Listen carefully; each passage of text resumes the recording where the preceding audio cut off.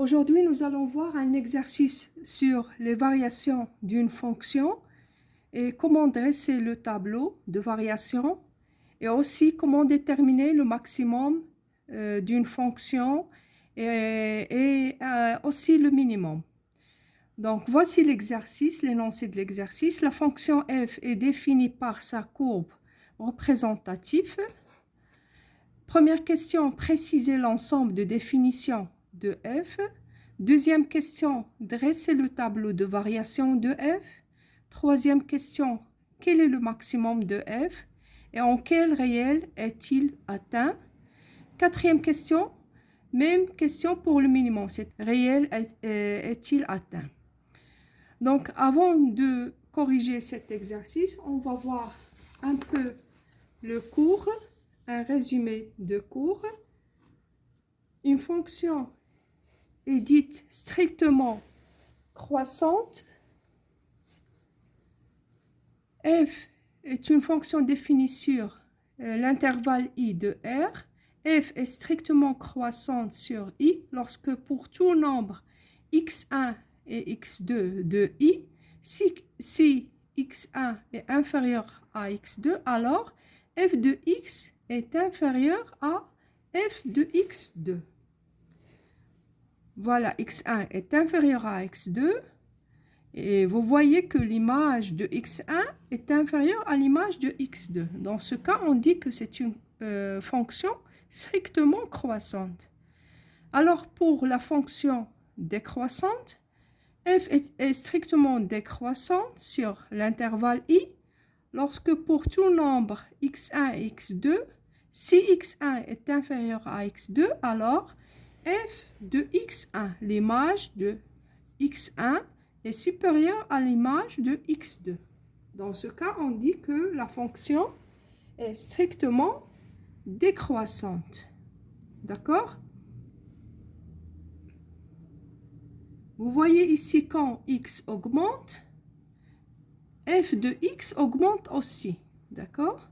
F de x augmente. Alors que ici, pour la fonction strictement décroissante, lorsque x augmente, f de x diminue.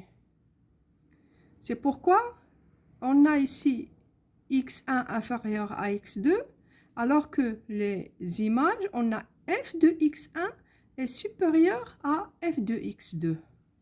D'accord? Voici l'image de x1 et voici l'image de x2.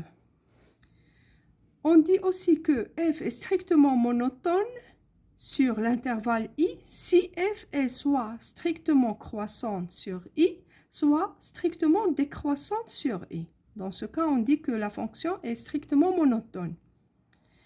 F est constante. On a aussi un autre cas de fonction. F est constante sur l'intervalle i lorsque pour tout nombre a et b de i, on a f de a égale f de b. C'est-à-dire tous les nombres de l'intervalle i ont la même image par f. D'accord? Ils ont la même image. Donc, la fonction dans ce cas est constante. On va voir aussi comment dessiner un tableau de variation. Donc, pour le tableau de variation, il est constitué de deux lignes. La première ligne, on écrit ici x, deuxième ligne, f de x. Et dans la première ligne, on indique les bornes de l'ensemble de définitions. Par exemple, l'ensemble de définitions est l'intervalle AB, donc on doit indiquer les bornes de l'intervalle A et B. Et on indique aussi l'ensemble des valeurs en lesquelles f change de sens de variation. D'accord? Par exemple, ici, x1, x2. Pourquoi on écrit x1, x2? Parce que à x1, vous voyez que la fonction change de sens de variation. Elle est décroissante, puis elle va devenir croissante. Donc, on doit indiquer en première ligne les valeurs pour lesquelles f change de sens, de variation. Et en deuxième ligne, on indique par des flèches descendantes, en cas de des flèches descendantes et montantes. Et aussi, on indique dans deuxième ligne les images de tous les nombres qu'on a ici. F de A, F de X1, F de X2, F de B. Après, on va voir aussi c'est quoi la définition de minimum d'une fonction. Le minimum d'une fonction, c'est la plus petite image possible par f pour un nombre appartenant à i. D'accord? C'est la plus petite image. Pour le maximum d'une fonction, c'est la plus grande image possible par f pour un nombre appartenant à i. On va voir tout ça dans notre exercice. Donc, on commence par première question. On nous demande de préciser l'ensemble de définitions de f. Donc, pour préciser l'ensemble de définitions, vous voyez ici la courbe est définie pour le nombre de x de moins 3 jusqu'à 5. D'accord? Donc, dans ce cas, l'ensemble de définitions est l'intervalle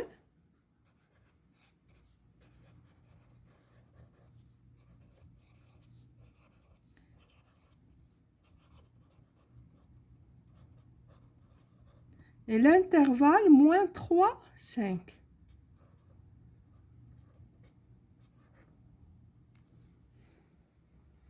On passe maintenant à la question 2.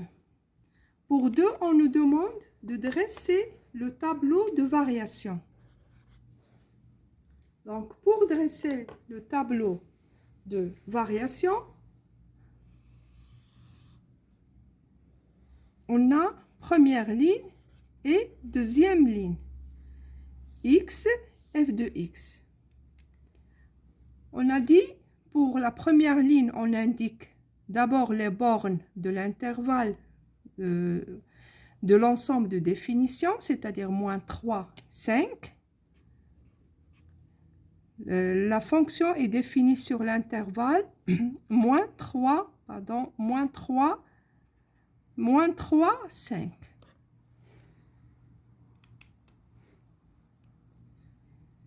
Puis, on va indiquer les valeurs pour lesquelles la fonction change de sens, de variation. Donc, ici, la fonction est décroissante, puis elle est devenue croissante. Donc, on doit écrire pour x égale 0.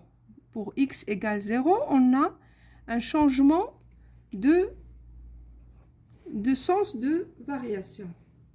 Donc, 0, puis aussi 2. Parce que ici était croissante, puis il va devenir décroissante. Donc, il y a un changement de sens de variation à x égale à 2. La même chose, à x égale à 4, il y a aussi un changement. Donc, on doit écrire 4. Parce qu'il était décroissante, puis il est devenu croissante. En deuxième ligne, on va indiquer par des flèches descendantes et montantes le sens de variation de la fonction f dans différents intervalles. De moins 3 jusqu'à 0, vous voyez que la fonction est décroissante. Donc, on va indiquer ça par une flèche descendante. De 0 à 2, vous voyez, la fonction est croissante. Donc, on va indiquer ça par une flèche montante. De 2 à 4, la fonction est décroissante. De 4 à 5, la fonction est croissante. Donc, On va indiquer ça par une flèche montante. Qu'est-ce qu'il nous reste?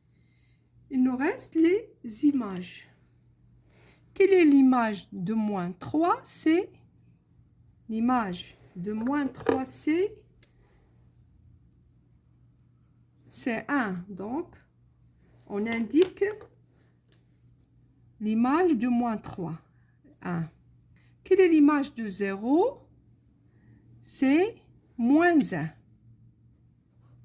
Toujours les images. Donc, l'image de 2, c'est 3. Quelle est l'image de 4?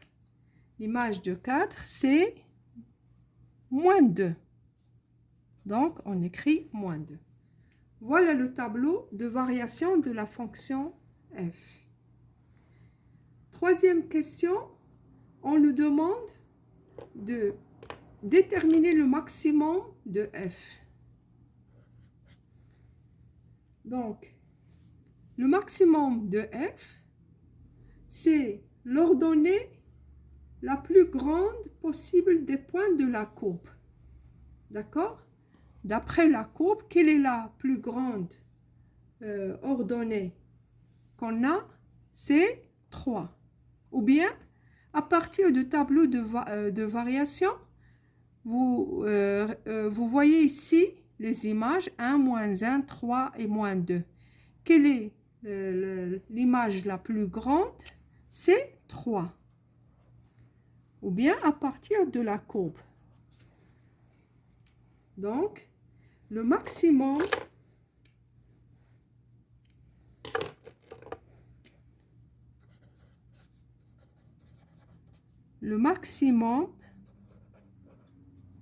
de f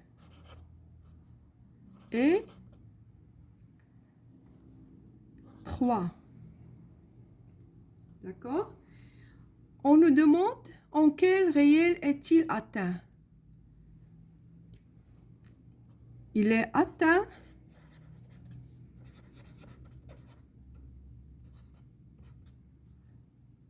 à x égale combien? À x égale 2. Ou bien à partir du tableau de variation à x égale 2. Quatrième question. On nous demande de déterminer le minimum de f. Donc, le minimum de f, c'est la plus petite valeur ou bien la plus petite ordonnée possible des points de la courbe. Donc, le minimum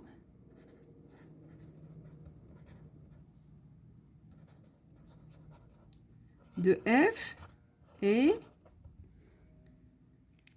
d'après la courbe, quelle est l'ordonnée la plus petite? C'est moins 2.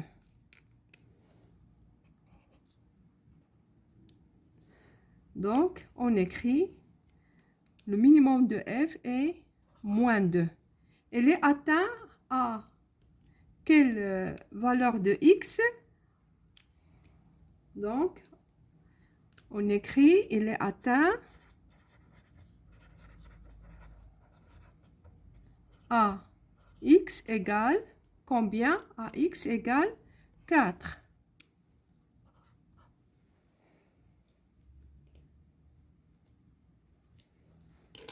C'est tout pour aujourd'hui. À la prochaine séquence. Wassalamu alaikum.